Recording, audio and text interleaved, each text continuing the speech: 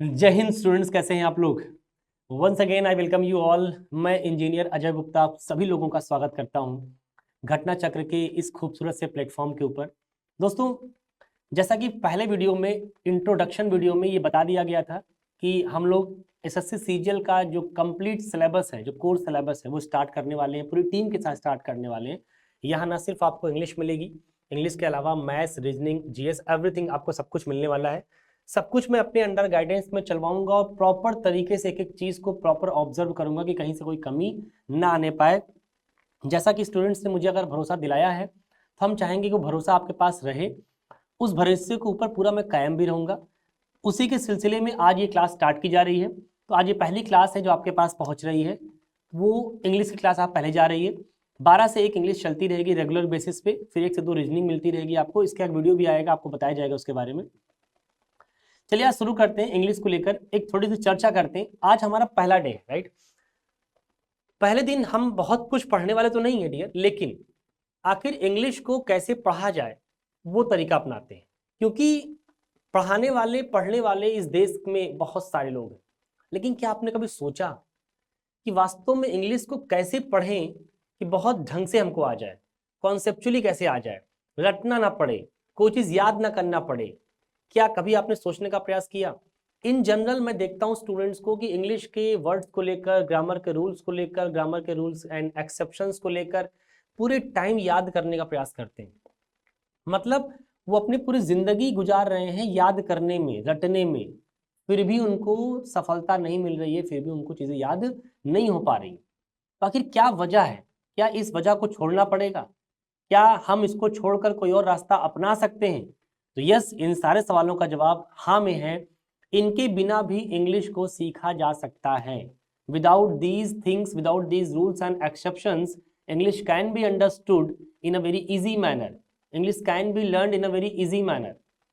English can be spoken in a very easy manner without these rules and exceptions, right? Now let's start कि हम आज शुरू करते हैं कि इंग्लिश को सर फिर कैसे पढ़ें। आखिर वो कौन सा तरीका है जिससे हम रटे नहीं, चीजों को सीखें। जैसा कि फर्स्ट वीडियो मैंने आपसे वादा किया था कि डियर हमारा जो पूरी टीम होगी, सभी लोगों का एक ही फोकस होगा, लर्निंग डेवलप किया जाएगा। लर्निंग का मतलब रटना नहीं होता, लर्निंग का मतलब सीखना होता है। सीखने की प्रवृत्ति आपके अंदर डेवलप किया जाए। तो अगर हम बात करें कि इंग्लिश को लेकर कैसे पढ़ना है, सपोज करिए हमें इस लैंग्वेज को आज पढ़ना शुरू करना है। समझना है कि आखिर इंग्लिश को कैसे पढ़ें। अब एक बात बताओ, किसी भाषा के अंदर क्या क्या होता है? तो आप कहेंगे सर एक भाषा के अंदर उसकी अपनी व्याकरण होती है और उसका अपना शब्दकोश होता है। मतलब अगर मैं इन इंग्लिश बोलूं तो इंग्लिश के अंदर 2 चीजें होंगी। एक होगा डियर उसकी अपनी ग्रामर, बोलिए हाँ, और एक होगा उसकी अपनी वोकैब। बात समझ में आए तो हाँ बोला करिए, ठीक। चलिए, इंग्लिश के अंदर 2 चीजें होंगी। इंग्लिश ही नहीं डियर, इस धरती पर जितनी भी भाषा है, हर भाषा के अंदर 2 चीजें होंगी। एक उसकी व्याकरण होगी और एक उसका शब्दकोश होगा। मतलब एक ग्रामर होगी और एक वर्ड पावर। अगर कोई बच्चा इंग्लिश के ऊपर कमांड चाहता है, if a person wants a hold over the language, क्या करना चाहिए उसको? What should he do? करना ये चाहिए कि वो अपनी ग्रामर सुधार ले, वो अपनी वोकैब सुधार ले। इंग्लिश तो ऑटोमेटिक आ जाएगी। मतलब इंग्लिश उनको आएगी जिनको ग्रामर और वोकैब दोनों का अच्छा कॉम्बिनेशन हो उसको। अच्छा, एक बात और समझिए, मार्केट में बहुत अलग अलग तरह के लोग हैं जो अलग तरीके से पढ़ाने का प्रयास करते हैं। तो मैं किसी को क्रिटिसाइज करने नहीं आया। I am not here to criticize anybody. I am just saying about me, about my opinion what, कि अगर आपको इंग्लिश सीखना ना डियर, तो ये गलती मत करिएगा। क्या गलती करना है कि ग्रामर और वोकैब को अलग अलग पढ़ने का प्रयास मत करिएगा। अलग अलग का मतलब लोग सोचते हैं कि वोकैब बिल्कुल डिफरेंट चीज है और ग्रामर बिल्कुल डिफरेंट चीज है। बिल्कुल भी ऐसा नहीं है, ऐसा बिल्कुल भी नहीं है। ये बिल्कुल वैसा, ये बिल्कुल वैसा जैसा ग्रामर को तुम रिलेट कर लो ये बॉडी है, और वोकैब को रिलेट कर लो ये सोल है। सोल का मतलब भैया आत्मा, बॉडी का मतलब शरीर। क्या आप ये इमेजिन कर सकते हैं कि कोई एक ऐसा इंसान हो जिसकी शरीर अलग हो, आत्मा अलग हो, और फिर भी हम उसको इंसान कह रहे हो? असंभव, इम्पॉसिबल। जैसे एक सोल और एक बॉडी जब मिलती है तो एक इंसान बनता है, और वो इंसान को आप दुआ सलाम करते हो, नमस्कार, अस्सलाम वालेकुम। लेकिन अगर उस बॉडी से सोल को निकाल दिया जाए, अगर उस बॉडी सोल को निकाल दिया जाए, यकीन मानिए अब वो बॉडी भी किसी काम की नहीं है और अब वो सोल भी किसी काम का नहीं। अब ना तो आप उस बॉडी को सलाम करोगे ना उस आत्मा को सलाम करोगे, क्योंकि अगर आपने सलाम तो किया और पलट के आत्मा ने सलाम कर दिया या पलट के उस बॉडी डेड बॉडी ने सलाम कर दिया तो तुम डिस्टर्ब हो जाओगे कि भाई साहब डेड बॉडी बोल कैसे रही। इसका मतलब कि आप दोनों को अलग अलग नहीं कर सकते, ये कंबाइंड फॉर्म में इनकी वैल्यू है। जब तक ये बॉडी और सोल एक साथ काम कर रहे हैं तब तक तो इनकी वैल्यू है। तो वैसे ही ऐसा नहीं हो सकता कि किसी को ग्रामर बहुत आ रही है, वकैब नहीं आ रही, वकैब आ रही ग्रामर नहीं, ऐसा होता नहीं बेटा। मतलब ये फालतू की चीज़ है, वाहियात चीज़ें हैं। वो एक दो सेक्शन में सिनोनिम एंटोनिम्स को लेकर लोग ऐसा सोच लेते हैं, तो उनको लगता है कि सर देखिए सिनोनिम एंटोनिम उनका मतलब वकैब का सीधा मतलब उनका सिनोनिम एंटोनिम होता है। नहीं, ऐसा बिल्कुल नहीं है। वकैब का सीधा मतलब सिनोनिम्स एंटोनिम्स नहीं होता भैया। वकैब एक समझ है शब्दों की, शब्दों की समझ का कतई मतलब सिनोनिम्स एंटोनिम्स नहीं होता। शब्दों की समझ एक अलग चीज होती है, वो हम लोग डे बाय डे जब पढ़ना स्टार्ट करेंगे तो आपको बात समझ में आएगी कि ये सर हम कहना क्या चाह रहे हैं और होता क्या है। तो मैंने कहा कि हमें क्या करना है, ग्रामर और वकैब को बेटा एक साथ पढ़ना है। हम जैसे ही कोई सेंटेंस पढ़ रहे हैं और अगर उसके अंदर कोई ऐसी चीज आ रही है, ऐसा कोई शब्द आ रहा है जिसके बारे में स्टूडेंट्स को जानना ही चाहिए, तो ये टीचर की रिस्पॉन्सिबिलिटी है कि उन चीज़ों को उसी वक्त वो एक्सप्लेन करेगा और आप भी उन्हीं उन्हीं चीज़ों को उसी वक्त सीखेंगे, समझेंगे कैसे इसको रिलेट करना है, कैसे इसको मैनेज करना है। राइट। बात करते हैं कि सर ग्रामर को कैसे पढ़ना होता है, वकैब को कैसे पढ़ना होता है। अब जरा समझिएगा, हम बचपन से ग्रामर को हम क्या मानते हैं dear, a set of rules. हम ग्रामर को अ सेट ऑफ रूल्स मानते आए हैं, मतलब नियमों का एक संग्रह। रूल्स ही क्यों, रूल्स के अलावा इसमें और चीजें और होती हैं, रूल्स एंड एक्सेप्शन। हम ग्रामर को एक set of rules and exception मानते आए हैं। मतलब हमें ही लगता है कि सर अगर ग्रामर सीखनी है तो हमें उसके अंदर बहुत सारे नियम पढ़ने पड़ेंगे और बहुत सारे अपवाद पढ़ने पड़ेंगे। मैं आपको इन चीजों से निजात दिलाने आया हूँ। यस, बिल्कुल सही सुना आपने। आप इंग्लिश को सीख सकते हैं बिना किसी नियम और बिना किसी अपवाद के। मतलब एक ऐसी लैंग्वेज आपको पढ़ना है डियर जहां पे हर चीज आपको होता हुआ दिखाई पड़ेगा। यस सर, इसको हम ऐसे यूज कर सकते हैं। बस क्या है कि थोड़ी सी अवेयरनेस और थोड़ा सा अपने आप को चेंज करना है। बहुत जो बड़ी बात है वो यही है कि आप अपने आप को चेंज कर पाएंगे क्या। क्योंकि होता क्या डियर, जब इंसान कई सालों से एक रॉन्ग प्रैक्टिस में होता है, कोई पर्सन अगर किसी एक रॉन्ग प्रैक्टिस में कई सालों से है, तो आप भी जानते हैं और हम भी जानते हैं कि जब कोई इंसान किसी एक रॉन्ग प्रैक्टिस में काफ़ी साल गुजार चुका होता है तो सडन अपने आप को चेंज नहीं कर पाता, और यही बदल ना पाना उसके लिए नासूर बन जाता है और वो कभी नहीं सीख पाता। ना उसको इंग्लिश कल आ रही थी, ना आज आ रही है और ना फिर आगे आएगी। तो मैं आपसे गुजारिश करूंगा डियर, मैं आपसे रिक्वेस्ट करूंगा, इल्तिजा करूंगा कि अपने आप को बदलिए, चेंज योर सेल्फ। अगर अपने आप को आप नहीं बदलेंगे तो फिर चीज़ें बेहतर ढंग से नहीं सीख पाएंगे आप। क्या करना है, इन चीज़ों से बाहर आना है, इन चीज़ों से बाहर आना है। हम एक ऐसे तरीके पे जाएंगे जहां पर इन चीज़ों की ज़रूरत ना पड़े। हम ये नहीं करेंगे कि इंग्लिश में नियम अपवाद होते नहीं, होते होंगे, हमें हमसे मतलब नहीं है। हमें ही देखना है कि हम एक लैंग्वेज को एक ऐसे मोड़ पर लेके आएंगे जहां पर हम इन चीज़ों की ज़रूरत फील ही ना करें, जहां पर हमको लगे ही ना कि हमको इनकी ज़रूरत है या हमको सब पढ़ना है, एकदम खत्म करना है। तो बात आएगी सर सीखेंगे कैसे। सीखेंगे बेटा ऐसे, ग्रामर को हम सीखेंगे कॉन्सेप्ट वाइज। कैसे वाइज, कॉन्सेप्ट वाइज। मतलब कॉन्सेप्चुअली हम इंग्लिश को सीखने का प्रयास करने चल रहे हैं। तो कॉन्सेप्ट और रूल में क्या फर्क है, कॉन्सेप्ट और रूल में फर्क ये है कि जो कॉन्सेप्ट होता है ना ये विजिबल होता है, विजिबल होता है मतलब होता हुआ दिखाई पड़ता है। जो रूल्स एंड एक्सेप्शंस होते हैं ना ये इनविजिबल होते हैं, इनविजिबल होते हैं, ये हमें होते हुए दिखाई नहीं पड़ते। मतलब हम ये जान ही नहीं पाते कि ये कैसे हुआ। किसी ने कह दिया कि फलाने के बाद ठिकाने आएगा, फलाने के बाद टू आएगा, इस तरह से आपने बोल दिया। हो सकता है कि आपका सही हो, लेकिन ये भी हो सकता है कि आपका गलत हो, क्योंकि जहां सकता है तो वहां पे दोनों पॉसिबिलिटी है कि सही और गलत। तो इसीलिए ये जो गलतियों की संभावनाएं बनी हुई हैं वो इसलिए क्योंकि आप बातों को मान रहे हो, जान नहीं रहे हो। ओशो एक दार्शनिक हुआ करता था हमारे इस धरती पे। ओशो का कहना था कि इस धरती के लोग, ज्यादातर लोग, मोस्टली जो मोस्ट ऑफ पीपल हैं, वो क्या करते हैं, वो चीजों को मानने में बिलीव करते हैं, जानने में बिलीव नहीं करते। और यही वजह है कि हम आदमी लोग कभी जल्दी डेवलप नहीं कर पाते। कुछ चंद लोग हैं जो चीजों को जानकर बहुत आगे निकल जाते हैं, इसीलिए सक्सेसफुल लोगों की जो परसेंटेज है बहुत कम है, बहुत कम है। क्यों कम है? वजह वही, क्योंकि जो 95% से ज्यादा मास है, मेजॉरिटी, वो बिलीव करती है मानने में, जानने में नहीं। लेकिन अगर आप जानने में बिलीव करेंगे तो यकीन मानिए आप भी उन्हीं 5% सक्सेसफुल लोगों के बीच में आएंगे, जो 5% लोगों की आज समाज में बड़ी कद्र है। और कद्र इसीलिए है क्योंकि उन्होंने अपने आप को अलग कर लिया। वो पैटर्न के खिलाफ जाके काम कर रहे हैं कि नहीं साहब, मैं अब मानूंगा नहीं, मैं अब जानूंगा। कि आखिर कोई चीज क्यों होती है वो जानेंगे। जब क्यों होती जान जाएंगे तो हम भी कुछ नया लिख पाएंगे, हम भी कुछ नया कर पाएंगे, वरना नहीं कर पाएंगे आप। तो ये बात है। तो ग्रामर में कॉन्सेप्ट सीखना है, और कॉन्सेप्ट इज विजिबल, विजिबल होता है, वो आपको होता हुआ दिखाई पड़ेगा। जब होता हुआ दिखाई पड़ेगा तो फिर मानने में कोई तकलीफ नहीं है। लेकिन बिना हमें दिखाए कोई चीज मनवा रहे हैं आप, तो फिर तकलीफ बढ़ जाएगी, 100% बढ़ जाएगी। मेरी बात समझ में आ रही है? आइए अब बात करते हैं कि सर ग्रामर को कॉन्सेप्ट से सीखेंगे, बिल्कुल सही बात, और रूल्स और एक्सेप्शन से नहीं सीखना है। हम लोग इस रास्ते पे कतई नहीं जाएंगे, हम लोग सिर्फ इस रास्ते पे रहेंगे।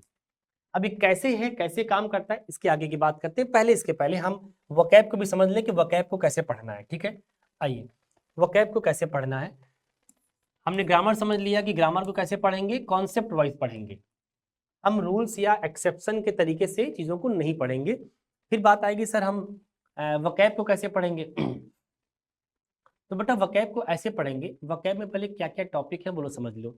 वोकैब हम किस किस टॉपिक को लेकर हम बात करने वाले हैं, एक बार जरा आप समझने सीखने का प्रयास करें। ऐसे एक तो हो गया बेटा जिसको आप जानते हो synonyms and antonyms, synonyms and antonyms. फिर आपका हो गया इडियम्स, फिर आपका हो गया वन वर्ड्स ना, वन वर्ड सब्स्टिट्यूशन होता है। फिर आपका हो गया फ्रेजल वर्ब, फिर आपका हो गया होमोफोन्स, फिर आपका हो गया कंफ्यूजिंग वर्ड्स,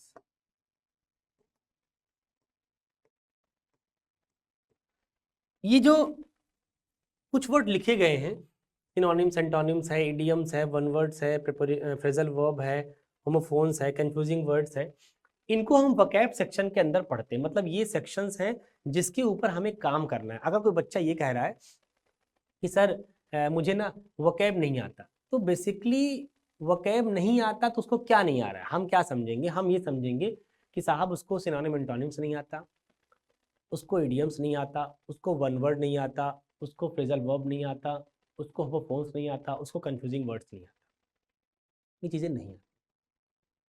अब अगर आपको इन सेक्शंस पे काम करना है तो फिर आपको कुछ चीज़ों को एकदम छोड़ना पड़ेगा, वो वही है रटना। तरीका बदलिए, समझने के ऊपर आइए। अब जैसे क्या है, बच्चा लोग क्या करता है कि वोकैब का सीधा मतलब वो क्या समझता है, केवल सिनोनिम एंटोनिम। उसे लगता है कि वोकैब का मतलब केवल साइनो एंटो है। ऐसा नहीं मेरे भाई, साइनो एंटो एक सेक्शन है केवल, उसके अलावा और भी सेक्शंस हैं जहां से मेजर पोर्शंस आते हैं। क्या क्या देखो जरा, फ्रेजल वर्ब, होमोफोन्स और कंफ्यूजिंग वर्ड्स थे, यहाँ से मेजर पोर्शंस आते हैं, ये बड़े पोर्शन है वोकैब के। क्या, यहाँ से एक आएगा बेटा क्लोज टेस्ट, क्या आएगा, क्लोज टेस्ट। यहाँ से क्लोज टेस्ट आएगा एक पोर्शन, देखो जरा। दूसरा पोर्शन आएगा बेटा आपका यहाँ पे फिलर्स, फिलर्स, फिलर्स आएंगे। तीसरा पोर्शन आएगा सेंटेंस इंप्रूवमेंट, सेंटेंस इंप्रूवमेंट। मतलब सेंटेंस इंप्रूवमेंट में, फिलर्स में, क्लोज टेस्ट में, और कभी कभी समटाइम्स आपने देखा होगा कि स्पॉटिंग एरर में भी यहां से क्वेश्चंस आते हैं। मतलब ये 4 सेक्शन है जिसमें इन्हीं तीनों से पूछे जाएंगे। मतलब वो फिलर्स का क्वेश्चंस होगा तो वो कंफ्यूजिंग वर्ड्स का हो सकता है, वोकैब बेस्ड अगर है तो। देखिए फिलर्स के क्वेश्चंस या इंप्रूवमेंट के क्वेश्चंस या क्लोज टेस्ट के क्वेश्चंस या एरर के क्वेश्चंस अगर वोकैब बेस्ड है, मतलब वोकैब के बेसिस पे उनका क्वेश्चंस की फॉर्मेशन की गई है, तो वो वोकैब कौन सी वाली होगी, वो वोकैब या तो फ्रेजल वर्ब होगी जहां सवाल आएगा, या तो होमोफोन्स होगी या कंफ्यूजिंग वर्ड्स होगी। इनके बेसिस पे ये 4 टॉपिक कवर होते हैं। तुम जरा सोचो, आपने आज तक पूरी जिंदगी अपनी सिनोनिम्स एंटोनिम्स में बिता दिया। आप सिनोनिम एंटोनिम्स पढ़ते रह गए, आपने इसके ऊपर काम ही नहीं किया। आपने कंफ्यूजिंग वर्ड्स नहीं समझा, आपने होमोफोन्स नहीं समझा, आपने फ्रेजल वर्ब नहीं समझा। मैं इस बात के लिए आपको इस पूरा विश्वास दिलाता हूँ, मतलब मुझे पूरा विश्वास बेसिकली है, क्योंकि I have been teaching since last 13 years. 13 साल से पढ़ा रहा हूँ मैं इलाहाबाद शहर में, 13 साल से पढ़ा रहा हूँ। बहुत सारे लोग मुझे जानते होंगे, पहचानते होंगे, 100% जानते होंगे, क्योंकि बहुत टाइम से पढ़ा रहा हूँ। तो एक अनुभव डेवलप होता है डियर हर व्यक्ति के अंदर। 13 साल कम नहीं होता है, 13 साल एक लंबा टाइम होता है। मैंने कहा कि इंसान जब थोड़ा अनुभवी होता है ना, तो उसे बच्चों को देखकर एक स्ट्रैटेजी का पता लग जाता है कि बच्चा किस कैटेगरी का होगा। मैंने अपने टीचिंग करियर में ऑफलाइन क्लासेस के अंदर या ऑनलाइन क्लासेस के अंदर कभी भी ये नहीं देखा कि कोई बच्चा ये बोले आके कि सर मुझे ना फ्रेजल वर्ब याद है। मैं कहता हूँ भाई 2-3 ही सुना दो, मत बताओ कि हाँ सर मुझे 15, 20, 25 याद है। 2-3 फ्रेजल वर्ब भी अगर आपको याद हो तो मुझे आप बता दीजिए। लेकिन मानिए एक सिंगल बच्चा आज तक के टीचिंग करियर में मुझे नहीं मिला जो ये बोल पाए मेरी क्लास के अंदर कि यस सर मैं आपको प्रूफ करके दिखाता हूँ, मैं खड़े होकर 2-3 फ्रेजल वर्ब या बोर्ड पे आके लिख देता हूँ, आप देख लीजिए। आज तक नहीं मिला। सिनोनिम एंटोनिम की बात करोगे तो सिनोनिम एंटोनिम बहुत सारे लोग आपको मिल जाएंगे जो आपको 2, 4, 5 वर्ड, 10 वर्ड, 20 वर्ड लिख देंगे, उनको याद रहता है। आपको भी याद होगा, नो डाउट, मुझे पता है। लेकिन आपको क्या नहीं याद होगा?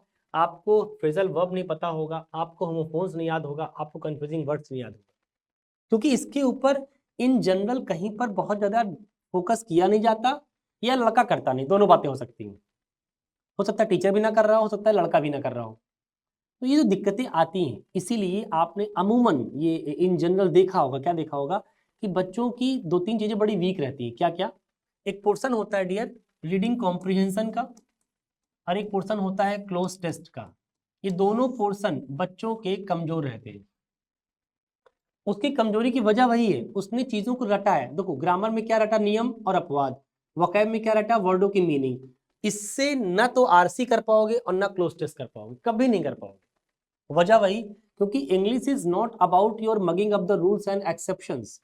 English is all about your understanding over the language. मतलब आप भाषा के ऊपर आपकी समझ क्या है, इस बात के ऊपर ये सवाल बेस्ड होते हैं कि आप कर पाएंगे क्या। अब क्लोज के अंदर जो फिलर करने हैं वो तब समझ पाएंगे जब लिखे गए सेंटेंस का मतलब पता हो। हमको लिखे गए सेंटेंस का मीनिंग समझ नहीं आ रहा है, वो कोई आपको नियम नहीं बताएगा, वो अपवाद का काम नहीं कि आपको समझा देगा, वो आपको भाषा के ऊपर समझ डेवलप करनी पड़ती है। तो आपको सोचना है डियर कि आखिर हम इन टॉपिक्स को लोड दें कि ना दें, क्योंकि आपको पता है कि क्लोज टेस्ट इतना बड़ा मार्क्स होता है आपके एग्जाम्स में, फिलर्स इतने बड़े मार्क्स दे जाते हैं, सेंटेंस इंप्रूवमेंट आपके अच्छे खासे मार्क्स देते हैं, एक आध सवाल एरर में भी आ ही जाता है। तो तुम बताओ ये वाले पोर्शन आपके लिए इंपॉर्टेंट है कि नहीं है? इंपॉर्टेंट नहीं, मैं तो बोलूंगा वेरी वेरी वेरी इंपॉर्टेंट। लेकिन हमने आज तक इनको अंडर एस्टिमेट किया है। बेसिकली पढ़ाई नहीं, अंडर एस्टिमेट छोड़ दो, पढ़ाई नहीं ढंग से। हम सारा दिमाग कहाँ लगाते रहे? सिनोनिम एंटोनिम्स पे, वहां से हटा तो इडियम से, वहां से हटा तो वन वर्ड पे, बस इसी पे रह गए। लेकिन हम अपने आप को ब्रॉड नहीं कर पाए। चलिए हम बताते हैं कैसे करना होता है इनको। ये जो इडियम्स है, वन वर्ड्स हैं, सिनोनिम एंटोनिम्स हैं, इनको हम कैसे सीखेंगे? वोकैब को पढ़ने के 2 रास्ते हैं बेटा। हम इन 2 तरीकों से वोकैब को पढ़ने का, सीखने का प्रयास करेंगे। कैसे? देखो, मैंने कहा वोकैब को हम पढ़ेंगे, एक तो पढ़ेंगे डियर बाय यूजिंग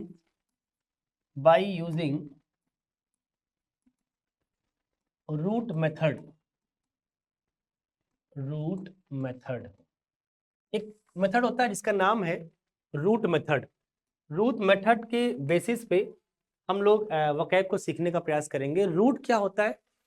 रूट के बेसिस पे वोकैब को सीखना आसान इसलिए होता है क्योंकि रूट मेथड एक साइंस है, वर्ड्स को सीखने की real science, original science root method ही है।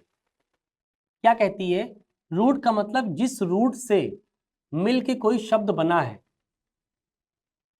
उस रूट के ऊपर जितने वर्ड बने होंगे सब आप सीख जाएंगे। मतलब एक बार एक रूट पकड़ो, अब उस रूट के ऊपर जितने वर्ड बने होंगे ऑटोमेटिकली आपकी गोद में आ जाएंगे। आपको अलग अलग वर्ड याद करने की जरूरत नहीं है। सपोज करिए एक रूट पे अगर जो पॉपुलर वर्ड जो एग्जाम पूछे आते हैं, सपोज 8 वर्ड हैं, एक ही रूट पे है, तो एक रूट पकड़ लिया तो 8 वर्ड आपके साथ एक बारगी आ गए। अब वो ता उमर नहीं भूलेंगे, ता उमर। रूट की अपनी कुछ खासियत होती है, इसलिए रूट जहां जहां शब्द को हम रूट वाइज पढ़ सकते हैं, जिन जगह पे शब्दों को रूट से पढ़ा जा सकता है, तो मेरा मानना होता है स्टूडेंट्स को रूट से पढ़ना चाहिए। रूट एक ओरिजिनल मेथड है, बहुत ही ऑथेंटिक मेथड होता है। सीखने की रियल जो लर्निंग है वहीं से डेवलप होती है। वर्ड्स की पूरी साइंस वहीं से डेवलप होती है। लेकिन कुछ जगह ऐसा होता है डियर, जहाँ पे शब्दों के अंदर जो रूट शामिल किए गए हैं, इन्वॉल्व किए गए हैं, उनको बाइफरकेट करना संभव नहीं होता। It is not possible to bifurcate the word easily for the students sometimes. तो क्या होता है कि मैं उन जगहों के लिए जहां पर लगे कि सर मैं किसी वर्ड्स को बाइफरकेट नहीं कर पा रहा हूं, बाइफरकेट का मतलब समझ लो। फॉर एग्जाम्पल मैंने आपसे एक वर्ड कहा एथीस्ट, ये एक वर्ड है एथीस्ट। हमने कहा कि एथीस्ट को अगर हम बाइफरकेट करें, ब्रेक करें, तो हम इसको ब्रेक कर सकते हैं ए प्लस थीस्ट में, या इसको हम और ब्रेक करें तो ये ब्रेक हो जाएगा THEI में, और ये हो जाएगा IST में। ये इसके बाइफरकेशन है, हमने इसको बाइफरकेट इजिली कर लिया क्योंकि ऐसे लिखे गए हैं ये। तो THEI का मतलब होता है गॉड या रिलीजन, एक ऐसा आदमी जो गॉड या रिलीजन पे बिलीव करता हो। IST का मतलब होता है कोई पर्सन, क्या होता है, कोई पर्सन। IST हम जब भी लगाते हैं किसी शब्द के आगे, वो किसी पर्सन को डिनोट करता है। जैसे मैंने कहा साइंटिस्ट, फिजियोथेरेपिस्ट, साइकोलॉजिस्ट, तो जब भी हम आगे IST लगाते हैं ना, वो किसी पर्सन को इंडिकेट करता है। इसका मतलब ए का मतलब क्या होता है, ए हमेशा उस मीनिंग को उल्टा करता है। तो देखो इसकी मीनिंग क्या थी, एक ऐसा आदमी, IST का मतलब एक आदमी जो किसी ईश्वर या धर्म पे विश्वास करता हो, उसको बोलते हैं थीस्ट। लेकिन उसके पहले क्या लगा दिया आपने, ए, तो ए क्या करेगा, मीनिंग को उल्टा करेगा। मतलब एक ऐसा आदमी जो किसी ईश्वर धर्म पे विश्वास नहीं करता, एथीस्ट आदमी, नास्तिक आदमी। तो ये बाइफरकेशन बड़ा इजिली हो गया। तो मैं कह रहा हूं कि जहां पर चीजें बाइफरकेट हो जा रही हैं, आप चुपचाप वहां पर रूट मेथड लगा के शब्दों को समझ लीजिए, और ता उमर नहीं भूलेंगे, सब पढ़ाया जाएगा, प्रधानमंत्री पढ़ाया जाएगा। लेकिन अगर जहां पर आपको लगे कि सर हम बाइफरकेट नहीं कर पा रहे हैं, तो जहां बाइफरकेट आप नहीं कर पाते डियर, तो वहां के लिए क्या काम किया करिए, bye using mnemonics, bye using mnemonics method. अगर लगे कि हम चीजों को बाइफरकेट नहीं कर पा रहे, उन जगह पे आप क्या काम करिए कि आप निमोनिक्स मेथड यूज करिए। निमोनिक्स के बेसिस पे आप शब्दों को पढ़ सकते हैं। निमोनिक्स एक आज की मार्केट में न्यू ट्रेंड है, हालांकि ट्रेंड बहुत पुराना था, बट अभी बहुत ट्रेंड में आ गया यूट्यूब के आने से, और लोगों को काफी अट्रैक्ट करता है। ये अट्रैक्ट क्यों करता है, क्योंकि वो ऐसे लोग होते हैं जिनको इंग्लिश पढ़ने समझने से परहेज होता है, तो वो चाहते हैं कि बस 5 मिनट में हमको रटा के बगल कर दिया जाए। खतरनाक है, बहुत खतरनाक है ये। जो लोग वर्ड्स को रट कर पढ़ने का प्रयास करते हैं, इतना खतरनाक है तुम सोच नहीं सकते हो। हाँ, अगर आप वो रटना केवल एक टारगेट क्लिक कर रहे हो कि यस सर हमारे एग्जाम में ये सिनोनिम का सेक्शन आता है, इसका अगर हम 2-2 सवाल बना ले गए रट के, हमने 5 मिनट में आपको 50 वर्ड रटवा दिया और वो फंस भी गए, फंस जा रहे हैं बेसिकली, ऐसे वर्ड्स ही फंसने एग्जाम्स में, तो ये 2 सवाल तक के लिए सही है। चलो ठीक है, 2-3 सवाल मेरे एग्जाम में आएंगे सिनोनिम के, हम कर ले जाएंगे। लेकिन आप ये सोचें कि चीज़ों को रट के टेक्निक के माध्यम से हम इंग्लिश की समझ डेवलप कर रहे हैं, तो फिर ये तो आप बहुत बड़ी गलतफहमी के शिकार हो रहे हैं। ना तो कभी आप इंग्लिश में कुछ लिख पाएंगे, ना बोल पाएंगे, ना समझ पाएंगे, कुछ नहीं कर पाएंगे। इंग्लिश एक भाषा है, भाषा लिखने से ज़्यादा बोली और समझी जाती है।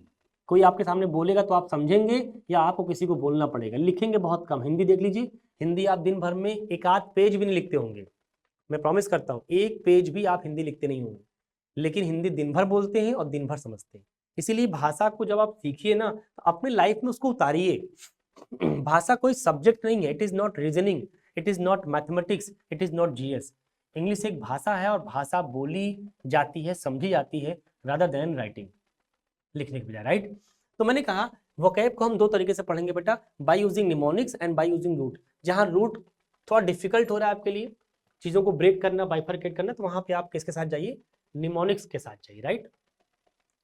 अब जैसे आपको मैंने रूट दिखाया कि रूट से कैसे पढ़ते हैं, दिखाया मैंने, बाइफरकेट कर लीजिए। निमोनिक्स कैसे पढ़ते हैं वो समझ में आ रहा है। निमोनिक्स क्या होता है डियर, ये मेमोरी बेस्ड होता है, इसमें कोई लॉजिक नहीं होती, इसमें कोई लॉजिक वगैरह नहीं होती, इसमें सिर्फ ये होता है कि मेमोरी बेस्ड, आपको केवल चीजों को रिलेट करके चीजों को याद करना रहता है। कैसे करेंगे, एक एग्जांपल थोड़ा समझिए कैसे निमोनिक्स से याद करते हैं। मैंने एक वर्ड बोला बेटा, एक्सटरपेट, एक्सटरपेट। ये वर्ड सपोज करिए आज आपने पहली बार देखा, और EXTIRPAT, और आपको इसका जो मीनिंग था वो पता नहीं था। सपोज करिए, ऐसे बहुत सारे स्टूडेंट्स होंगे जो भी वीडियो देखेंगे तो उनको लगेगा हाँ सर मुझे ये वर्ड की मीनिंग पता नहीं थी। अब इसको अगर याद करना है तो क्या करें कि याद हो जाए, कैसे पढ़ें कि याद हो जाए। तो मैंने कहा कि इस वर्ड को आप रूट मेथड से ना पढ़ करके आप इसको निमोनिक से पढ़ लीजिए। कैसे, देखिए, इसको बाइफरकेट करना मुश्किल है तो एक काम करते हैं, इसको रूट से पढ़ते हैं, सॉरी निमोनिक से पढ़ते हैं। एक्सटरपेट को अगर आप 2-3 बार बोलेंगे, प्रोनाउंस करिए, इसका जब प्रोनाउंसिएशन आप देखेंगे एक्सटरपेट एक्सटरपेट एक्सटरपेट, तो बार बार जब बोलेंगे तो कहीं ना कहीं आपके जुबान से एक वर्ड आएगा, एक्स्ट्रापेट एक्स्ट्रापेट एक्स्ट्रापेट। देखिए फिर से बोलिए, एक्सटरपेट एक्स्ट्रापेट एक्सटरपेट एक्स्ट्रापेट एक्सटरपेट एक्स्ट्रापेट, एक साउंड आएगा एक्स्ट्रापेट का आएगा। एक्स्ट्रापेट। अब एक आदमी इमेजिन करो जिसका जो पेट है, पेट वो बहुत एक्स्ट्रा हो गया हो, ज्यादा हो गया हो। तुम जरा सोचो, अगर किसी बच्चे का पेट एक्स्ट्रा हो गया है, ज्यादा हो गया है, तो पेट को क्या करेगा वो, कम करेगा, कम करेगा। एक्स्ट्रा पेट का मतलब पेट को कम करेगा। तो एक्स्ट्रा पेट का मतलब पेट को कम करेगा। जो आदमी का पेट, जिस जिस आदमी का पेट एक्स्ट्रा रहेगा, मैं प्रॉमिस करता हूँ हर वो आदमी पेट को क्या करेगा बेटा, पेट को कम करेगा। अगर पेट को कम करेगा तो एक्स्ट्रा पेट का मतलब ही होता है बेटा कोई चीज कम करना, दैट मीन्स कोई चीज रिड्यूस करना या डिक्रीज करना। कम करने को जितनी भाषा में तुम बोल सकते हो सब इसके सिनोनिम्स बन जाएंगे। यही सिनोनिम्स हो गया। अब कम करने की जितनी मीनिंग आप जानते हो, एक आप मीनिंग और लिख लो, हमने कहा मिनिमाइज करना। जितनी मीनिंग आप जानते हैं कम करना की, सारे के सारे क्या हो जाएंगे, एक्स्ट्रा पेट के सिनोनिम्स हो जाएंगे। रिड्यूस करना, डिक्रीज करना, मिनिमाइज करना, कर्टेल करना, और तमाम वर्ड के सिनोनिम्स बनते चले जाएंगे। बस आप ये समझिए सिनोनिम्स नहीं पढ़ना है, पढ़ना बस ये था कि हम पहले शब्दों को समझे, याद कैसे करना है। तो मैंने कहा एक्स्ट्रा पेट तो एक्स्ट्रा पेट, तो एक्स्ट्रा पेट वाला आदमी क्या करेगा, पेट को कम करेगा। तो कम करने को इंग्लिश में क्या बोलते हो, रिड्यूस करना, डिक्रीज करना, मिनिमाइज करना, कर्टेल करना, बहुत सारे वर्ड लिख सकते हो आप। तो ये एक्स्ट्रा पेट अब ता उम्र आपको नहीं भूलेगा कि एक्स्ट्रा पेट का मतलब होता है रिड्यूस करना।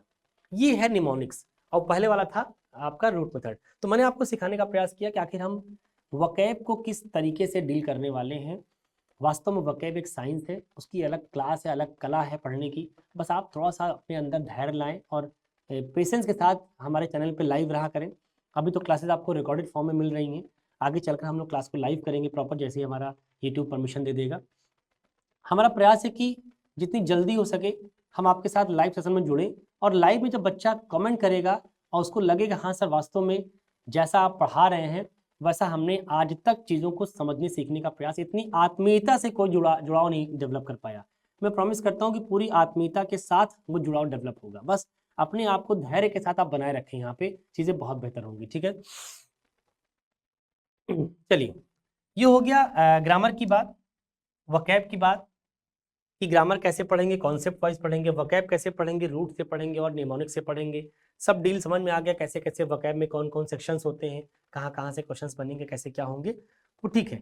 अब आगे हम बात करते हैं सिलेबस के ऊपर, कि आखिर इंग्लिश के अंदर जो हमको समझना सीखना है वो क्या सिलेबस है, वो समझ लीजिए पहले आप। वकैब का सिलेबस दिखाई दिया आपको, एक बार आप ग्रामर के सिलेबस को भी देखें कि ग्रामर के अंदर क्या क्या पढ़ना है, वकैब के अंदर क्या पढ़ना है और कैसे पढ़ना है। दोनों बातें मैंने डिस्कस कर दिया कि वकैब में कौन कौन से चैप्टर डील करने हैं और उन चैप्टर्स को डील कैसे करना है वो भी समझ में आ गया, मेथड क्या होगा। आइए ग्रामर के ऊपर सिलेबस देख ली बार, ओवरव्यू करें कि हम आपको कैसे पढ़ाएंगे, मतलब हमारा सीक्वेंस क्या होगा पढ़ाने का चैप्टर को। ग्रामर की बात करें बेटा तो ग्रामर का जो पहला चैप्टर होगा वो होगा basics of English, basics of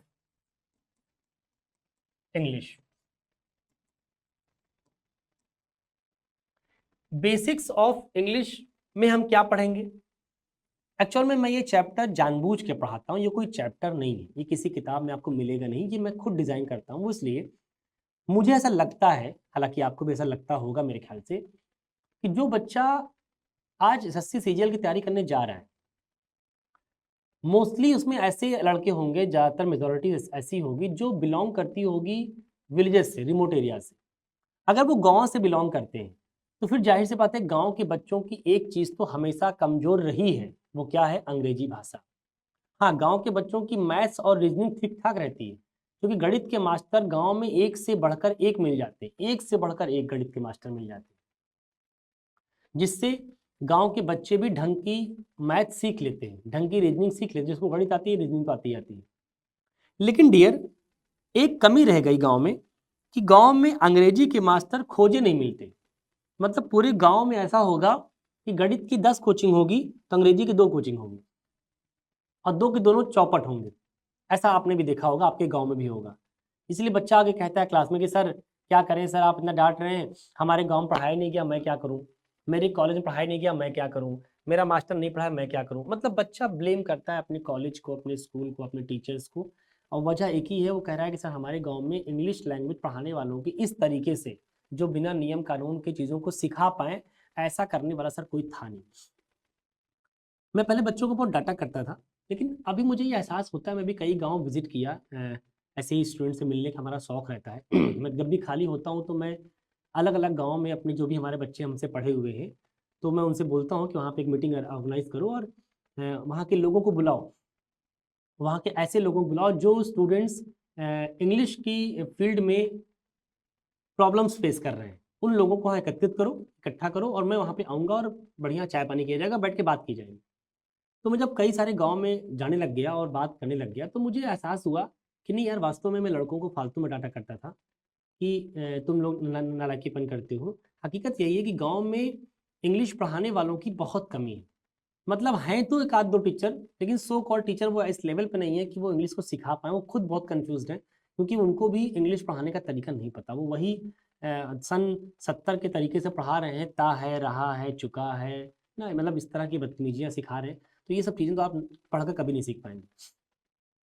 तो आपको समझना है डियर, कि हम अगर इंग्लिश को चाहते हैं सीखना, तो हमें पहले इंग्लिश ही नहीं, तुम सोचो, अगर तुम्हें वकीली एडवोकेसी की पढ़ाई करनी है, तो आपको लगता नहीं कि वकील की अपनी बेसिक्स होंगे जो सीखने पड़ेंगे पहले, कि बेसिक्स ऑफ एडवोकेसी, वकीली भाषा के क्या-क्या बेसिक्स हैं, पहले उसको समझिए, जानिए। हर फील्ड के अपने बेसिक्स टर्मिनोलॉजी होते हैं, बेसिक्स टर्म्स होते हैं, उनको सीखना पड़ता है। जब तक आप उनको नहीं सीखेंगे, तब तक आप उस क्षेत्र के अंदर इंटर नहीं कर सकते। आपको इकोनॉमिक्स पढ़नी है, तो इकोनॉमिक्स के अपने कुछ पहले बेसिक्स होंगे, कि व्हाट इज़ इन्फ्लेशन रेट, ना, व्हाट इज़ जीडीपी, ये सब इकोनॉमिक्स के टर्म्स हैं, सीखने पड़ेंगे पहले। तो वैसे ही आप अगर इंग्लिश को चाहते हैं सीखना, ग्रामर को, तो इंग्लिश ग्रामर के अपने कुछ बेसिक्स हैं, अगर आप वो नहीं जानते रहेंगे, यकीन मानिए फिर आप नहीं सीख पाएंगे। तो हमें समझना है कि बेसिक्स ऑफ इंग्लिश, ये लमसम मैं पढ़ाता हूँ डियर, कम से कम 15 दिन, 15 दिन में सिखाने का प्रयास करता हूँ, ताकि बच्चा हमारा कितने भी गांव से बिलोंग करता हो, कभी क्लास ना लिया हो अंग्रेजी की, मतलब अंग्रेजी में केवल उसको ABCDEF पता है, ए से लेके जेड तक की सारी बातें उसको पता है, इसके अलावा नहीं पता। इतने से भी मैं उसको उठा लूंगा और उसको वास्तव में लगेगा कि सर आज ये एहसास करा दिया आपने, इंग्लिश तो नहीं आई, लेकिन आप ये बोलेंगे, दावा ठोक कर बोलेंगे, यस सर आज एहसास हो गया कि इंग्लिश तो मैं भी सीख लूंगा। क्योंकि हम वहां से उठाएंगे जहां से वास्तव में इंग्लिश को स्टार्ट किया जाता है। अब बच्चा स्कूल गया हो ना गया हो, इससे हमसे कोई मतलब नहीं है। इसलिए मेरी क्लास में बच्चा चाहे कक्षा 5 का बैठा हो, और चाहे कक्षा 15 का बैठा हो, और चाहे कक्षा 25 का बैठा हो, मतलब वो BA MA PhD सब करके बैठा हो, या वो कुछ ना किया हो, इससे कोई मतलब नहीं। हमारे सब बराबर हैं, क्योंकि मुझे पता है कि जो मैं पढ़ाने जा रहा हूँ वो तुम में से किसी को नहीं पता है। अगर पता भी होगा तो बहुत ऊपर ऊपर आपके पास ज्ञान होगा। अब वो ज्ञान ऐसा नहीं हो सकता कि आप उस ज्ञान के बेसिस पे इतने कॉन्फिडेंस में आ जाओ कि ये बोल पाओ यस सर मुझे इंग्लिश आ रही है और मैं कर सकता हूँ। क्योंकि आपका अल्टीमेट टारगेट क्या है डियर? 45 क्वेश्चन CGL में क्रैक करने हैं, और 45 में आपको 44 तक पहुंचना है। 45 में से 44 सवाल सही करके आने हैं, अटेम्प्ट नहीं करना है। इस गलत फहमी मत रहिएगा कि मैं अटेम्प्ट की बात कर रहा हूँ, मैं 45 में से 44 सही करने की बात कर रहा हूँ। और 45 में से 44 तभी सही हो पाएगा जब एक स्ट्रेटेजी और एक प्लानिंग के तहत काम। जब तक वो स्ट्रेटजी और प्लानिंग के तहत काम नहीं करेंगे तब तक कुछ मजा नहीं आएगा। मेरी बात समझ आ रही है मैं क्या कह रहा हूँ? तो हम लोग पहला चैप्टर पढ़ेंगे बेसिक्स ऑफ इंग्लिश। अच्छा, इसमें पढ़ेंगे क्या क्या वो समझ लो। बेसिक्स ऑफ इंग्लिश में क्या क्या पढ़ेंगे वो मैं समझाता हूँ आपको। बेसिक्स ऑफ इंग्लिश में हम पढ़ेंगे डेफिनेशंस, डेफिनेशंस एंड आइडेंटिफिकेशन,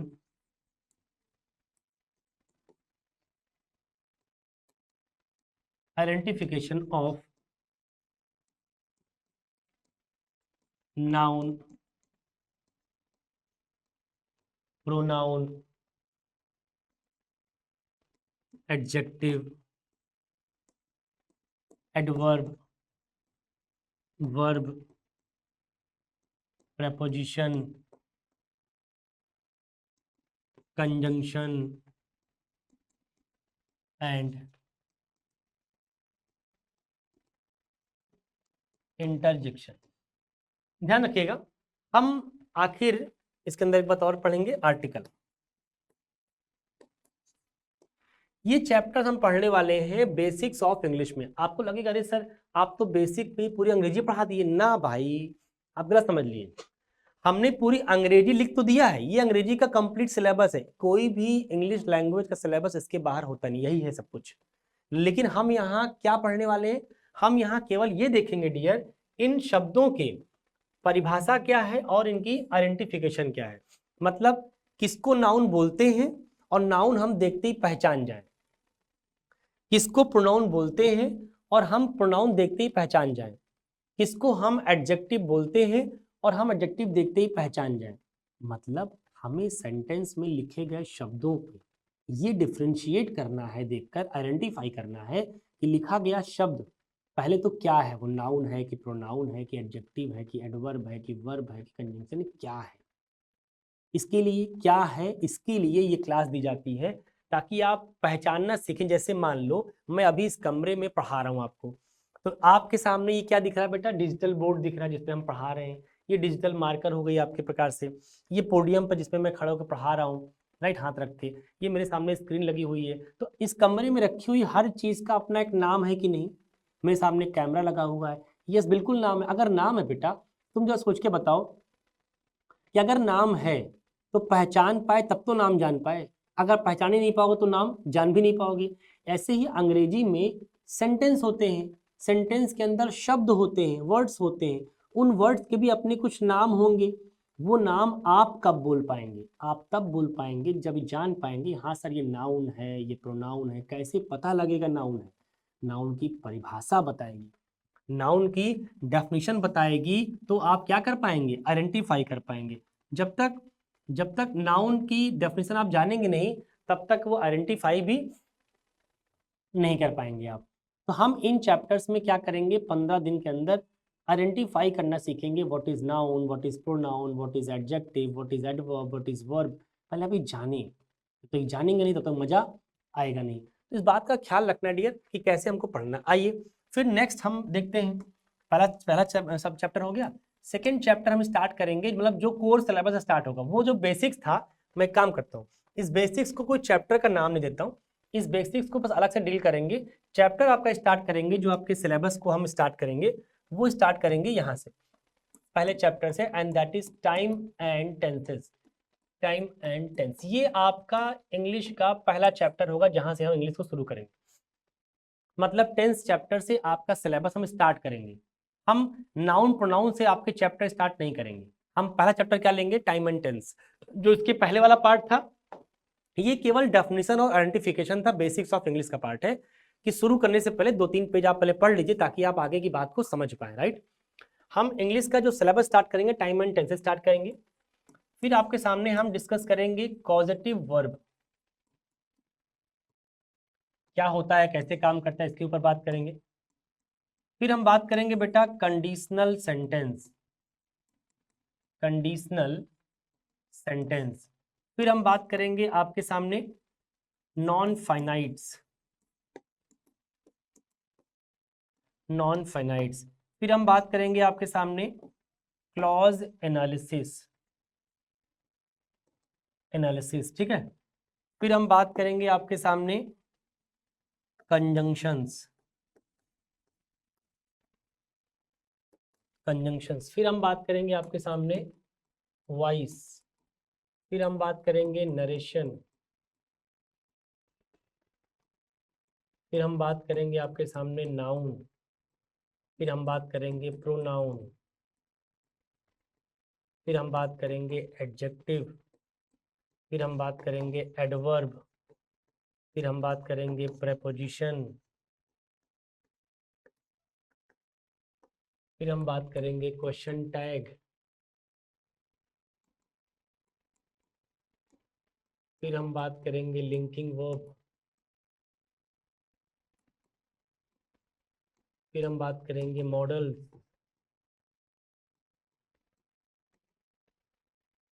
क्या बचा भाई, ऑलमोस्ट कवर। फिर हम बात करेंगे आपके रीडिंग सेक्शन का, रीडिंग कॉम्प्रिहेंशन, क्लोज टेस्ट,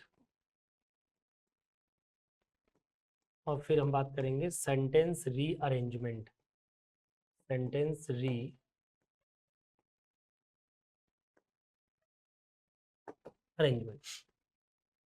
ये इंग्लिश लैंग्वेज के बेसिक ब्रॉड चैप्टर्स हैं। इनके अंदर कुछ सब टॉपिक भी है, ये मैंने ओरल टॉपिक लिखा है, इनके अंदर अपने कुछ सब टॉपिक भी है जिसको हमको देखना समझना है।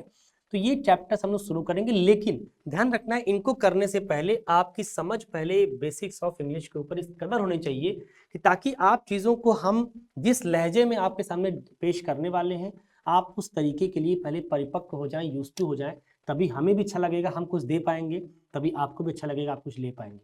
आशा करता हूँ कि आज हमने आपकी क्लास के अंदर पूरा का पूरा एक माहौल सेट करने का प्रयास किया है कि हम एसएससी सीजीएल जो आपका ड्रीम है, वो मेरा भी ड्रीम है कि आप वहाँ तक जाएं, क्योंकि आप वहाँ तक जाएंगे तो इस नाचीज़ का नाम आगे जाएगा। तो हमें भी आगे जाना है, लेकिन हमारा आगे जाना आपके आगे जाने के ऊपर निर्भर करता है। I am completely dependent on you, right. तो इसलिए आपको इंग्लिश को बिल्कुल भी अपने तरीके से नहीं पढ़ना है, जैसे आप पढ़ते आए तैसे हमसे कोई मतलब नहीं है। अभी आपको कैसे पढ़ना है वो बता रहा हूँ आपको मैं, इसी तरीके से आपको कंटिन्यू करना है। जब भी वीडियो ये भी आप देखेंगे तो वीडियो के अंत में आप एक कमेंट जरूर छोड़ेंगे, अगर आपके मन में ऐसा कुछ है कि सर सपोज करिए से बहुत सारे बच्चे इसको देखेंगे जो पहले से इंग्लिश पढ़ चुके हैं, तो अपनी कुछ ओपिनियन दे सकते हैं कि ये सर हम चाहते हैं इसमें ये बदलाव भी किए जाएं और इस तरीके से चीज़ों को ऐड ऑन किया जाए। तो मैं ज़रूर आपके उस ओपिनियन को रेस्पेक्ट करूँगा। तो आप हमें ज़रूर कमेंट बॉक्स में मेंशन करिएगा कि हमसे आप क्या चाहते हैं, what you want from me. अगर हमसे ऐसा कुछ चाहते हैं जो हम दे सकते हैं तो निश्चित तौर पर मैं आपको देने का प्रयास करूंगा। तो उस कमेंट बॉक्स में हर बच्चे का कमेंट आना चाहिए जो बच्चा इस वीडियो को देख रहा है। मैंने बहुत ही डिटेल में आपके साथ चर्चा किया है, उस डिटेल चर्चा का रिजल्ट यही है कि आप कमेंट बॉक्स में क्या मेंशन करते हैं वहां से हमको पता लग जाएगा, ठीक है। तो हम लोग कल से क्लास को स्टार्ट करेंगे। आज हमने आपको पूरा इंस्ट्रक्शन दे दिया है कैसे कैसे क्या क्या पढ़ना है, तो कल से हम लोग बेसिक्स ऑफ इंग्लिश को स्टार्ट करने वाले हैं कि बेसिक्स ऑफ इंग्लिश हमको कैसे डील करना है, ठीक है भैया। चलिए तब तक मिलते हैं कल, तब तक के लिए बाय बाय, थैंक यू।